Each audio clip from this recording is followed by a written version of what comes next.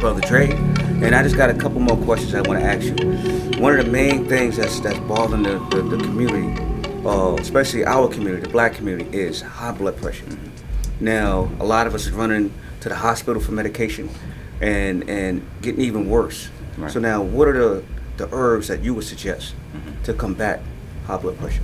Okay, so to bring clarity, right? Because I think the biggest issue we're dealing with as a people is misinformation. I think that's the biggest sickness.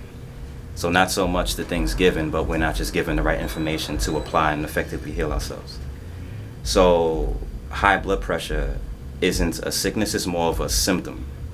So something's causing the high blood pressure, you know what I mean? And your body's reaction to that thing is high blood pressure, elevated blood pressure.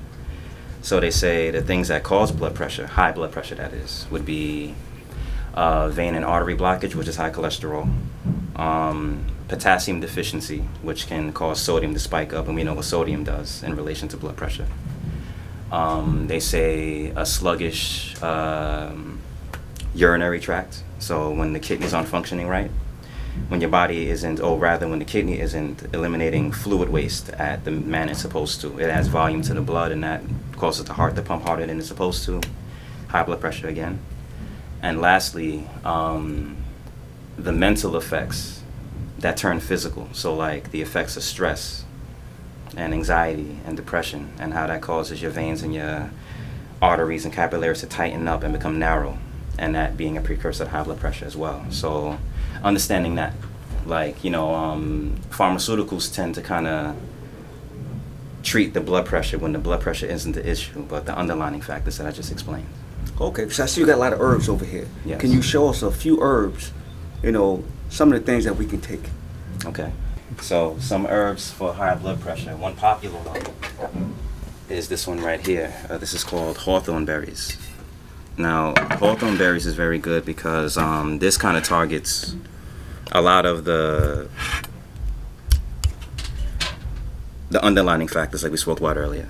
So this will deal with the vein and artery blockage. You know, this will deal with the potassium level, because they say most berries are rich in potassium, and Hawthorn berries is a dried berry that you make tea out of.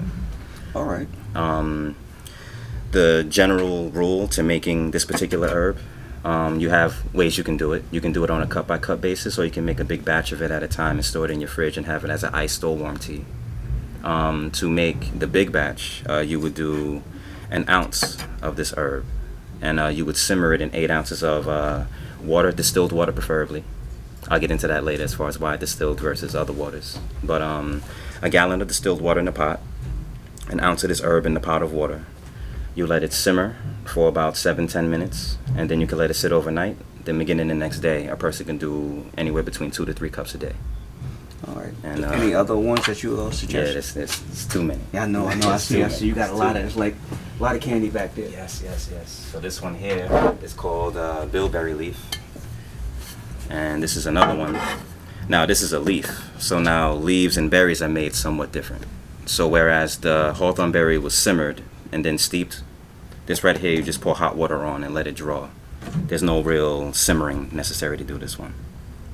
But the same general approach, 1 teaspoon per 8 ounce cup, or 1 ounce can make you a gallon's worth. So I see you got on here good for blood pressure, nerves, and diabetes. Yes. Now, diabetes is killing us, you know, along with high blood pressure. So this sounds like a perfect herb for a lot of us that do have these different ailments. Right. Because a lot of high blood pressure and diabetes sometimes seems like go together. Yes. So, and then it affects the kidney. Right. You know, without them kidneys, you're in trouble. Yeah. And you said a key thing too, because now how we spoke about earlier, how high blood pressure really isn't a sickness but a symptom. Diabetes is a root problem. That's an actual condition, and that tends to cause high blood pressure and circulatory issue and things like that. So the fact that this is good for diabetes will in turn have a benefactor when it comes to blood pressure. And I think it says here the eyes, because the circulatory system, your eyes, your extremities rather, so your head, you know, your hands, your feet, are affected by the health of your veins and your arteries leading to and from them. And they say with the diabetes now, I like to give information, right? So with diabetes now, the culprit really isn't the sugar, but it's more so your body's inability to digest it. You know, so your body needs salt, your body needs sugar, but your body needs to be able to digest that said salt and that said sugar. So this herb here, I know we're segueing from high blood pressure to diabetes, but everything's kind of combined and linked. This herb here will feed your pancreas gland, and your pancreas gland is responsible for secreting the insulin, and then that said insulin, like we know, just the insulin helps to digest the glucose in the bloodstream. And then that will lead to the many other benefactors that this herb is good for. So this would be good for me because I have sometimes problems seeing at night. My night vision is, my eyes have to adjust to the night. Yes. And sometimes using the phones, using the computers, sometimes you get that weary-eyedness. Yes. And it can affect your eyes. So this is something that I'm really going to look into before we leave tonight.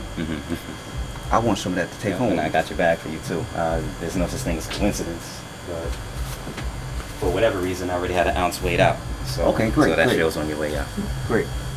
So what else would you suggest? Because I see this is good for the circulation. You know, because I notice I have a lot of friends that have high blood, and they take the high blood pressure medication, and it affects their manhood, which has to do with a lot of circulation. So what, because I know it starts with the diet. Yes. Once you gotta, the herbs is going to work, but your diet has to be the most important thing. So those that's taking high blood pressure medication and having problems at home with their woman because now the medication is affecting their manhood, what would you suggest? Because we got the Bilberry, we got the Hawthorn. Now those are excellent right there for those two situations. Manhood included. For manhood included. Okay, good. So what else would you suggest? Okay. Because I know there's 1,000 things that the Heavenly Father gave us. Yes. And now we want to get back into the earth. Because a lot of times, like we've been preaching at the school, we have to get back into the rebirth. America has totally destroyed us as a people. Right. It destroyed us mentally, destroyed us physically, and now we're realizing that our dietary law was taught to us the wrong way. Yes. So we have to get off that dietary law the way that we were taught. Right. And we have to get back onto life. Yes. And this is right here is how we can do that right here. Yeah, these are excellent assisters, because even with these, right, like these assist the body. The body does the work, So whereas again with the pharmaceutical approach, they will bench the body and that pill will take over and do the work. And because of that, you become dependent on it. So people are well as long as they take the meds, but when they stop taking it, they go back to being where they never left. The herbs here will kind of awaken your inner ability to heal to where you're not dependent on it, and you'll be good with or without them after a while. All right. But to just bring up a couple that are good for what we just spoke about. This right here is a popular one. So Maca Root powder. This right here can be taken as tea. It can be put in shakes. Some people do it in soups because it's a root. So it's a vegetable technically. So you can put it in soups and stuff like that as well. And this is very good. Similar to what we spoke about back then in reference to the lion paw. This is a glandular herb. Now your glands, they say we have a main 7 glands, aka chakras, depending on who you speak to. It's the same thing. But this will feed your reproductive glands. So us as men, the prostate, with women, the ovaries. And as this is being fed, or as they are being fed via this, it'll correct a lot of, reproductive issue, male and female alike. Because a lot of these herbs, in this class in particular, are marketed toward men, when they're good for men and women alike. Okay, so I noticed that because Maca Root is big on the market right now. Yes. And I've noticed that a lot of athletes and a lot of people that that's in the physical fitness, going to the gym, you see a lot of that, Maca Root is in it. Yes. So can you talk about this? Because, a few people in the gym, they were actually talking about, they take Maca Root, it gives them a boost in energy.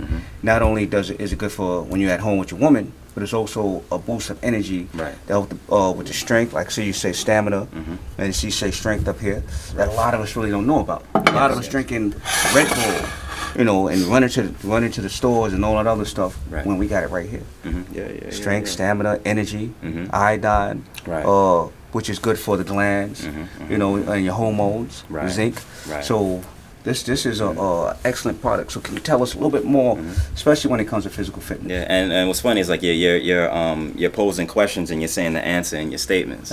You know, so the fact that this is good for your hormones. Okay. You know, so they say muscular development is dependent on your testosterone level, Okay. and this is a hormonal regulator, I would say. So it'll boost the testosterone if you're lacking in it, but it won't take you over the top with it as well. Okay. And again, what separates this from even the Red Bull you mentioned, you know, this will spur natural energy that you can use circumstantially. So the energy will be there when you need it, but you're able to rest when you need to, rather than Red Bull. Once it's there, you're there, and then you're just up until it wears off. So that's what separates this versus Red Bull and a lot of those stimulating drinks that people are, I guess, learning now aren't that healthy for them. But once upon a time, it was like the crave, and that's what everybody did. Okay. Cool. If that answered your question, hopefully that answered your question. That was wonderful right there. Okay. You know, so we just, like I said, we're trying to get back into what's good for us. You know, like. So, sorry to cut you, brother. Also, too, diet transcends eating. You know, like there's also like the mental diet. You know what I mean? Because a lot of people, when they have like reproductive issues, us as men in particular, a lot of times it could be a mental one. You know what I mean? So what you feed your mind, you know, what you feed your body, you know, what you feed your spirit, you know, what you feed your emotional body, all of those play a part in the appearance of being well or sick. You know, and then again, your brain now has two glands, your pineal and pituitary.